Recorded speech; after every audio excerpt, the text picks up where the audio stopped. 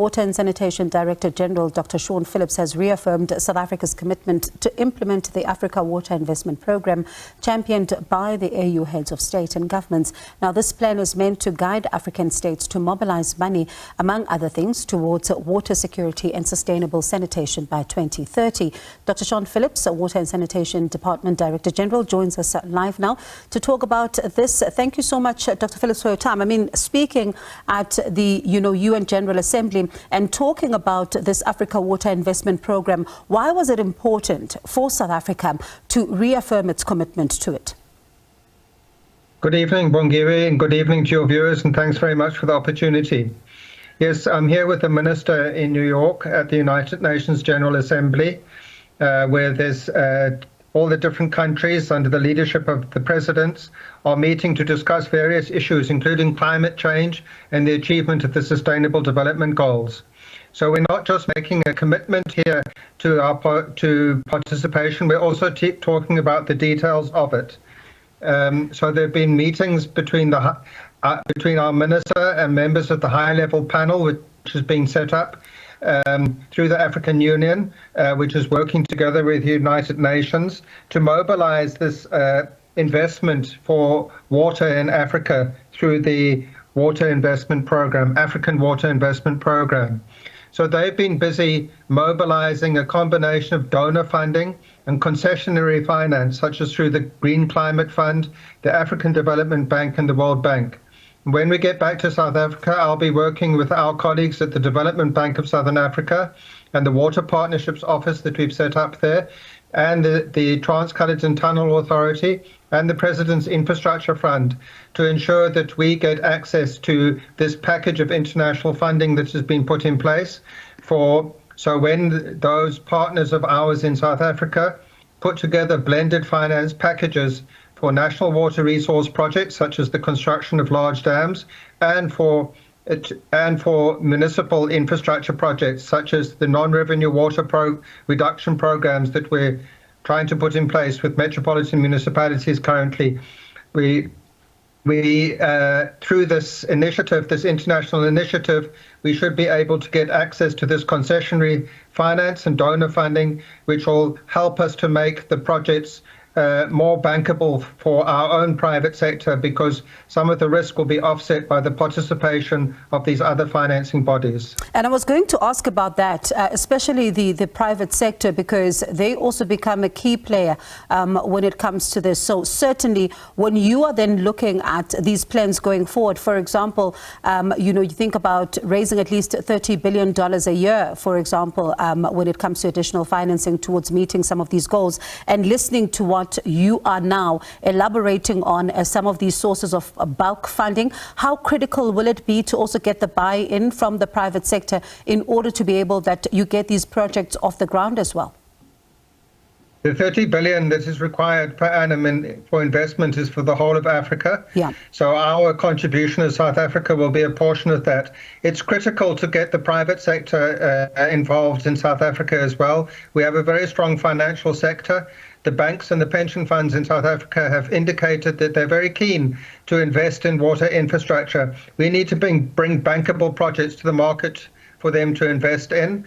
And the fact that we're able to mobilize this combination of some donor funding and some concessionary finance from international finance institutions helps us to make these projects more bankable for the private sector. But we want to maximize the private sector involvement, and we want to maximize the opportunities for our own banking sector and pension funds to invest in these projects.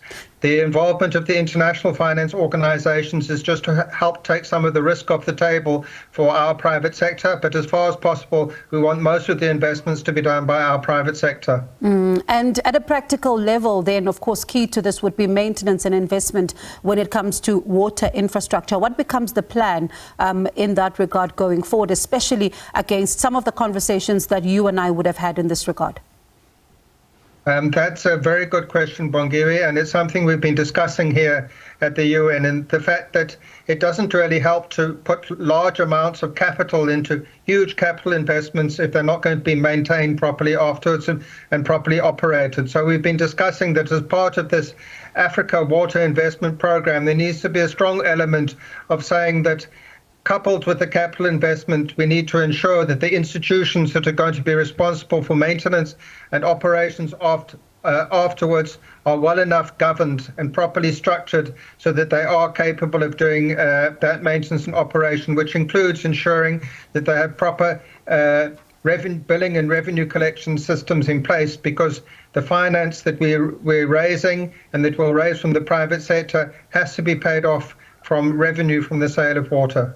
And I remember at some point, of course, when, this particular initiative was launched, this action on water, the agenda there, of course, as we talk about this plan that you've also been speaking about as well at the UN General Assembly, we saw a much more, approach by the continent to deal with this issue of sanitation as well as water security. Let's speak about it at a continent level. What does it look like as you are now at the UN General Assembly? What becomes the commitment that is made by the continent to ensure that security of water as well as sanitation becomes a paramount project, especially given some of the challenges that we're facing with when it comes to climate change, for example?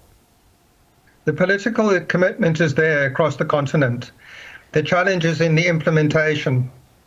So the political commitment is there to making water and sanitation and the achievement of Sustainable Development Goal 6, which is the United Nations goal to ensure that everybody has access to at least a minimal amount of clean water and to basic safe sanitation. That political commitment is there. There's a huge gap in terms of the funds available and the need. So this kind of initiative of raising finance or opportunities for investment is very important. But as we discussed earlier, it's equally important across Africa to put in place the right institutions and governance mechanisms for the water sector so that there's good maintenance and operation. We're not alone in South Africa with our challenges of maintenance and operation of our municipal infrastructure. It's an African-wide challenge, and we look forward to working with the African Union and with the United Nations to not only raise money for capital investments, but also to develop principles and agree on principles and then implement them for how for institutional arrangements and governance of the water sector to ensure that there is ongoing proper maintenance and operation. Dr. Phillips, always a pleasure. Thank you so much for talking to us about this significant development. That was Dr. Sean Phillips, their Water and Sanitation Department Director General.